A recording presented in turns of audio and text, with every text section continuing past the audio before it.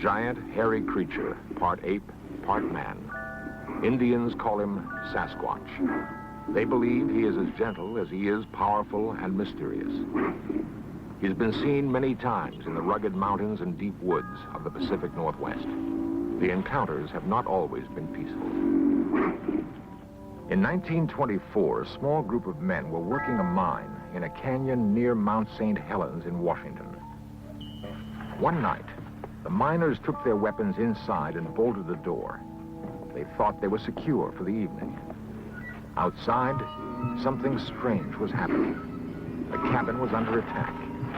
Boulders rained on the roof, and someone, or something, was trying to break in.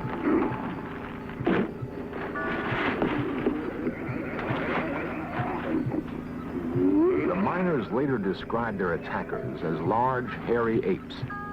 The siege lasted several hours.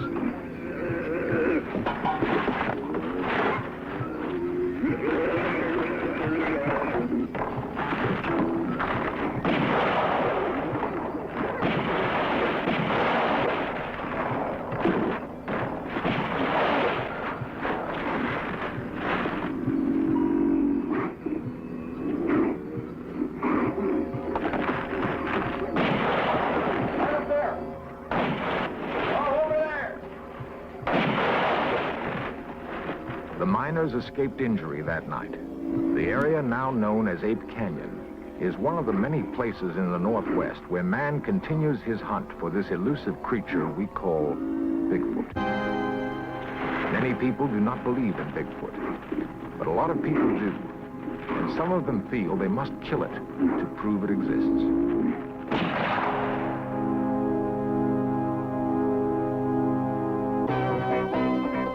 This series presents information based in part on theory and conjecture. The producer's purpose is to suggest some possible explanations, but not necessarily the only ones, to the mysteries we will examine.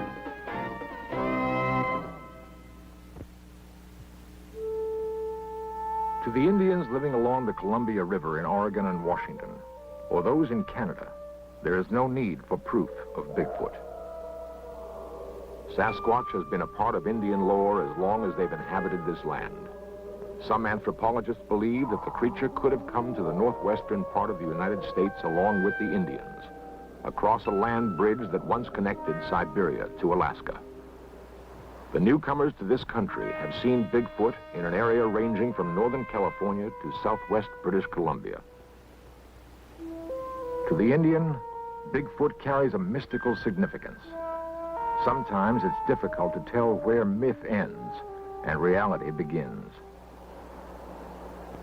In our modern world of concrete and steel, we're far removed from the Indian lore of Bigfoot. It's hard to imagine any corner of our crowded world where a giant, man-like creature could roam free. Yet there's persuasive evidence that Bigfoot is real, and that urban man may be close to his first meeting with this living legend. Now, this is a cast of a jawbone of something that I think is actually the Sasquatch. This is a jaw that's anatomically in between human and ape in its teeth, but it's much larger than any living ape, much larger than a gorilla, for instance. These are known from fossils about 1 million years old in China, and it has been named Gigantopithecus.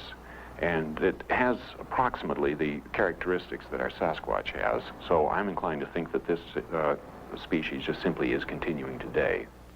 The most convincing visual evidence of Bigfoot is a film taken by Roger Patterson in Northern California. Dr. Krantz believes it to be authentic. I've examined the film many times, watching it forward, backwards, stop framed, measured, and everything. And all of the anatomy of the creature is perfectly consistent. It just simply does not fit with a man wearing a suit. In fact, a suit of that size, we can establish exactly how big it is. There's no way a man could fit into it. The shoulders and chest are simply too wide. The feet are properly designed for carrying that kind of body weight, and that doesn't make any sense unless you've got a body of that size. And Patterson could not have faked any of this stuff. I talked to him about some of the things I saw, and he didn't even understand what I was talking about. Reports of Bigfoot sightings in the Northwest go all the way back to 1811. There have been some in other parts of the United States, but most have come in the area from Northern California to British Columbia. In 1882, a British Columbia newspaper published the story of railroad workers who saw and captured a creature they called Jacko. No one seems to know what happened to that creature, but the hunt for others has brought headlines all across the United States. There have been an estimated 2,000 reported sightings of Bigfoot. Half of those are considered fakes. The other half are very real, especially to those who live in this rugged country and who've seen with their very own eyes, seen something strange and sometimes frightening. I'd been down to my folks's, and Cindy was with me, and we decided it time to go home, and so we left. Louis Alway and his daughter Cindy of Stevenson, Washington, returning home one night from visiting his parents, came across something they'd never seen before. It was about 10:30, 11 o'clock at night, and Cindy was sleeping on the floor, on the seat. I come around the corner there, and there it was.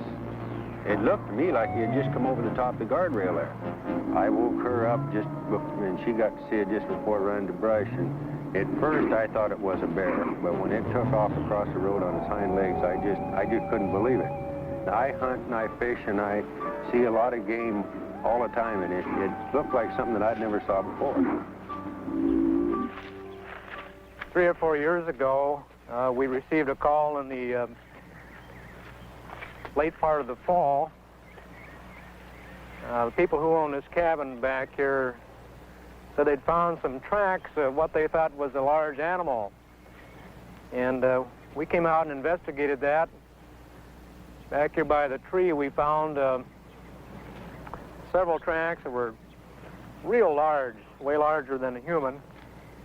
I sure wonder about it. Sheriff William Klausner of Skamania County in Washington has investigated tracks and talked with eyewitnesses. He's seen too much to be totally skeptical. The most unique thing about what we've learned from this is that the people who have either written or called, who have experienced the same kind of thing or had seen tracks, mention of a strong sulfur smell, and that's real unusual. As Sheriff Klausner says, the smell description is not unusual. James Strahan and Harold Teskey recently saw something on the roadside near Colton, Oregon. And there was a big, huge object on the left of the road, and I rolled the window down in the car, and this thing was approximately 3.5, 4 feet wide, about 6, 7 foot tall. And the odor of this animal, after I rolled the window down, was so offensive that I couldn't remain there any longer. And I was scared, too. And I've been around the mountains and around animals a lot, and this thing truly scared me. And so I got out of there and rolled the windows up in the car and went on home. And the odor of that animal stayed in that car until the next morning. It was still in there. 1 mile outside the Dalles, Oregon, several members of the Bigfoot Investigation Project and Information Center climbed to an observation point. They're led by Peter Byrne, 50-year-old adventurer and former big game hunter in Nepal. Byrne has dropped his rifle in favor of camera and binoculars. For 5 years, he's headed the Bigfoot Investigation Project and stalked these North Woods, checking out every story and every set of tracks. His prey is elusive. We will talk to the person who says that they've seen one. We will talk to their family, perhaps to their employers or employees. We'll talk to the local police to see if they know them, to find out if the person is simply a joker, a hoaxer of some kind, or if they're a person of reputation and of known integrity. And then we'll go and see the person, we'll interview them, and of course we'll try and get to the place of the actual sighting as quickly as possible. One of the most credible sightings took place near Mount Hood, Oregon in 1974. 2 loggers, Jack Cochran and Furman Osborne, were working in an area of fallen timber. Cochran explains what he saw. I looked off towards the woods, and I saw these two long legs moving at the edge of the timber. And as this thing walked, it walked with a glide, and then it reached an arm out and kind of touched a tree as it walked by. And I saw these wide shoulders, and then it just moved off down the hill. J.C. Rourke and I were up on that little hill there and setting chokers, and the cat came down to the line and he didn't come back, so we decided to walk out in the woods on the timber so we could be in the shade, and we heard this commotion there in the brush, and we saw this big monster going out through there. I yelled for my buddy. I wanted him to see him, and I started running. I wanted to get a closer look at him, and we chased him over the ridge there, and at one time I was within 50 feet of him. Whatever Osborne chased through the woods left him far behind. Cochran, an amateur artist, tried to sketch what he saw. He was tall, long-legged, and hairy, very broad shoulders, and his head seemed to just spring up out of his shoulders, no neck. The arms were long and more in proportion than a human. There is persuasive evidence that men may be closing in on Bigfoot. What will the hunters do if they find him? And we'll just smooth it out a little bit, make sure it runs into all the cracks and corners, and that's really all there is to it. Peter Byrne, professional Bigfoot investigator. Before doing this, and now Hundreds of unexplained footprints have been found in these woods. They receive close examination by the experts. this is a plaster cast of an actual footprint here, and it's a 13.5-inch cast, and it has a number of peculiarities. One is the normal bulge behind the big toe or the hallux, and then there's a second bulge, and this is peculiar to all of the footprints that we have seen. Nobody really knows what causes this second bulge. Perhaps it's a muscle of some kind to support the enormous weight. This is a cast of an individual that's very obviously crippled, and I studied this some length and found these two bulges on the outside of the foot. Anatomically, they have to correspond to a couple of gaps in the bones on the foot themselves. And the bulges in a normal human foot expanded to this size would have been here, but they're shifted forward. Well, anatomically, this means that the ankle weight is shifted somewhat forward. It's not just a gigantic human foot. It's the leverage has been redesigned. And this happens to be redesigned just exactly the way it would have to be for a 800-pound animal. So if the idea of that this was faked by somebody isn't quite so simple. If it was faked, it was done by a human anatomist who was a real genius, and he had to have laid out thousands of these fakes all over the place, and that just simply becomes impossible. Among the fakery that we have seen is a piece of film made in 1970 by a man in northern Washington. At first, it looked very good. It was a man in a fur suit, of course. The particular man tried to sell it to us for $25,000. And he told us that the creature in this movie was 8 foot 6 inches in height. But when we found the area, we were able to do our own measurements, and we saw that the creature in the fur suit, or the man in the fur suit, was a little under 6 feet in height. This is, I think, is a good example of the kind of fakery that we have encountered through the years. Throughout the Northwest, there are hundreds of men hunting for Bigfoot. Don Peterson, Jack Sullivan, and James Huskin have searched for several years. They believe the hunt will end with a bullet. Well, I think eventually somebody's going to bring one in. It's the only way. Pictures aren't going to be enough, because there's been film taken of one of these creatures anyway, and it's in dispute. Like Jim said, if we take a bunch of pictures, they're going to be under dispute. And if you can shoot one animal, you might be able to save the rest of them from everybody else from shooting them too. And that sets up a conflict among Bigfoot hunters. Does it have to be killed to prove it exists? Through the centuries, the mighty Columbia River separating Washington and Oregon has cut a deep gorge on its way to the Pacific Ocean. It is a big, rugged, beautiful land where man holds a deep respect for nature. In Stevenson, Washington, They passed an ordinance setting a $10,000 fine or 5 years in jail for killing a Bigfoot. The people living in this country have a special relationship to the woods. They depend on the land for their survival. They may not totally believe in Bigfoot, but they believe in the possibility. And they don't want it killed, at least not in their county. District Attorney Robert Leake. We didn't feel that if there was such an animal, that the animal had ever harmed anybody, or that it had done anything to deserve to be shot or captured. We need a piece of the body. Nothing else will be accepted. I think that there are many other ways of proving an existence of something other than killing that particular thing that you're trying to prove exists.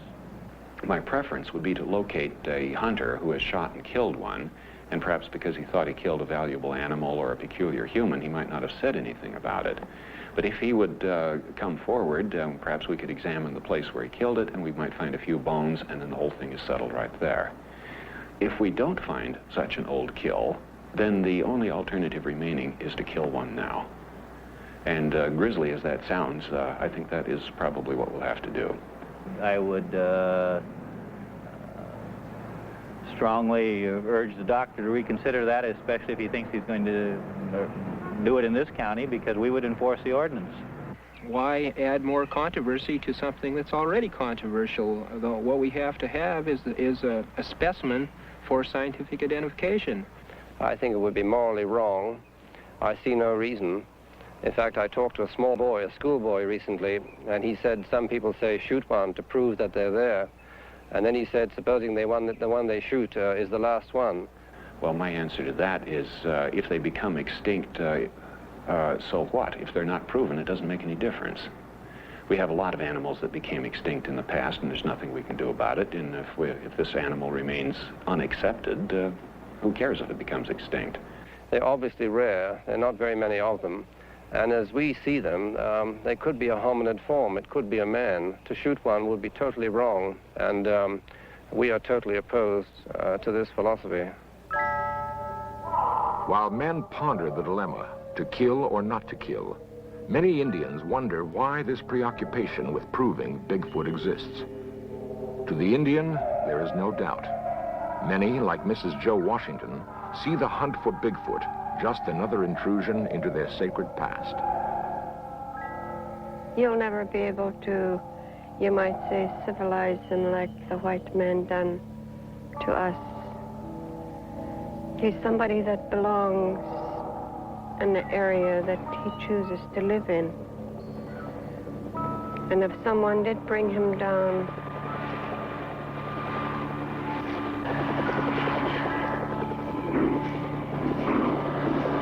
he'd never adapt to your way or even mine, because his way of life is entirely different from ours, mine and yours. And I always felt so bad when I hear of Sasquatch hunters that say they're going to photograph this man, or most of them refer to him as an animal. And from the stories and things that I was taught by my people, that he is not an animal, he's not a savage, he's a gentle being that just goes about his own way, collecting his own food, clothing, and lives where he chooses.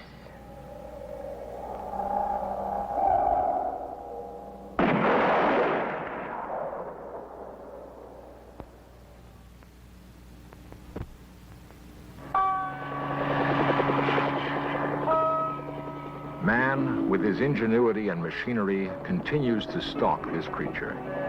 A creature described by the Indians as a gentle being, wanting to live in peace in his own habitat.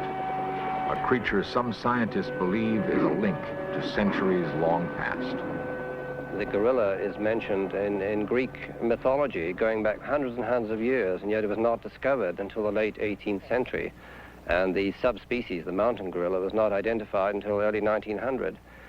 And there are other examples. The fossil fish that was discovered in the Indian Ocean only a few years ago, believed to be extinct for 80 million years. This is the coelacanth.